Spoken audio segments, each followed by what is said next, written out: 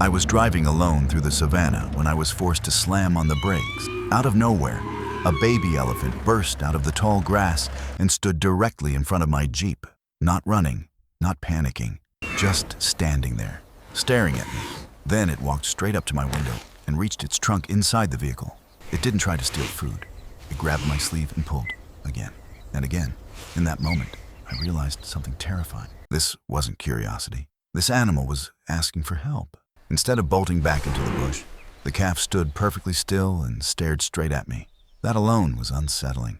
Wild animals don't hesitate like that. They either flee or charge. But this calf did neither. After a few seconds, it stepped forward, slowly, deliberately, closing the distance between it. Then something happened that I still struggle to explain. The calf lifted its trunk and gently pushed it through the open window of my Jeep.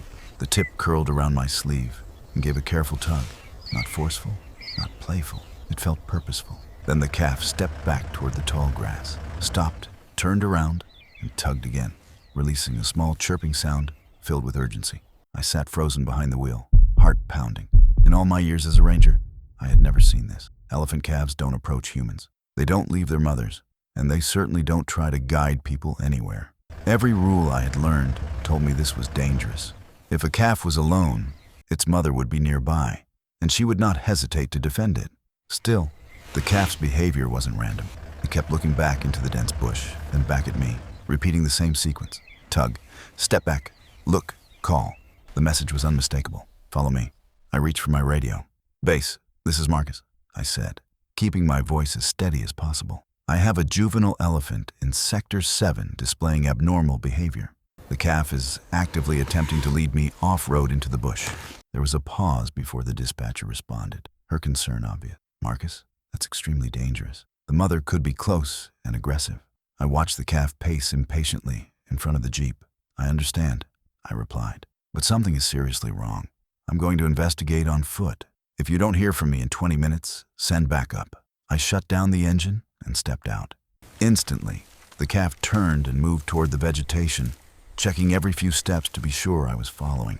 I shouldered my rifle, more for reassurance than anything else, and followed into the thick brush. Thorny branches scraped my arms. Tall grass closed around my legs, and every sound made my muscles tense. At any second, I expected a massive shape to burst from the foliage. We moved for several minutes like that, the calf setting a steady pace. Then I heard it, a deep, low rumble vibrating through the air.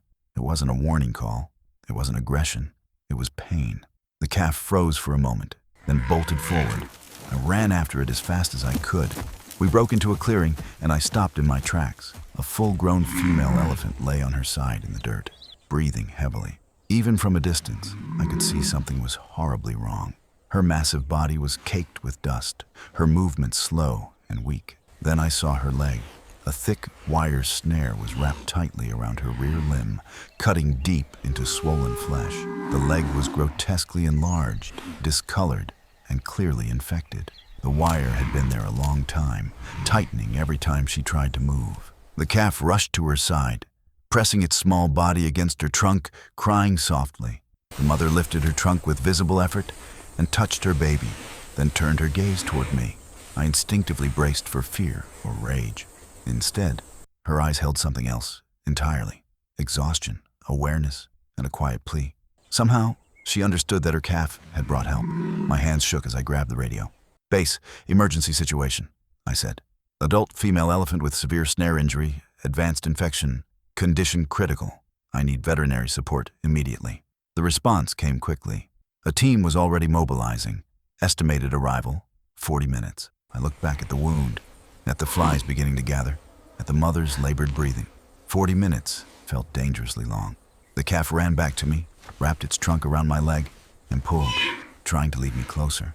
The trust was absolute. Carefully, speaking in calm tones, I approached. The smell of infection hit me immediately. This injury wasn't recent.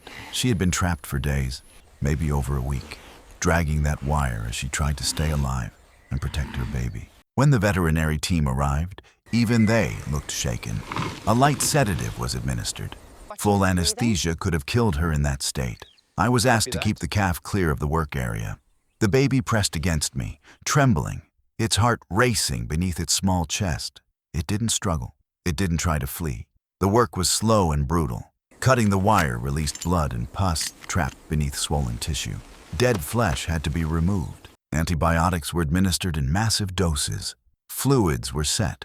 Every movement caused the mother to groan softly, but she never tried to rise. When the wire finally came free, it felt like releasing a grip that had been crushing her life away, hour by hour. By the time the team finished, night had fallen. The prognosis was uncertain. The next 48 hours would decide whether she survived. Someone needed to stay overnight to monitor her vitals, medication, and IV lines. I volunteered without hesitation. I couldn't leave after everything that had happened. That night was one of the longest of my life. At one point, her fever spiked dangerously high. She attempted to stand and collapsed again. I followed instructions over the radio, administering medication as directed. The calf stood at her head, trunk resting against her face, rumbling softly as if trying to soothe her. Slowly, near dawn, the fever broke. She was still weak, but alive. As the sun rose over the clearing, she opened her eyes and looked directly at me. For a long moment, we simply stared at each other, and she made a low, gentle sound. Not pain, not fear. Recovery took weeks. The infection receded, but the damage was permanent. She would walk with a limp for the rest of her life. In the wild, that kind of injury is often fatal. Arrangements were made to relocate them to a protected sanctuary. On the day of transport, the calf refused to load until I stood nearby. Then, in a moment I will never forget, the mother gently wrapped her trunk around my waist and guided me forward, as if insisting I come too. The journey took hours. I rode alongside them, the calf leaning against my legs, the mother standing protectively close. When we arrived at the sanctuary, they stepped into open land, filled with water, food, and safety. Months passed. I visited often.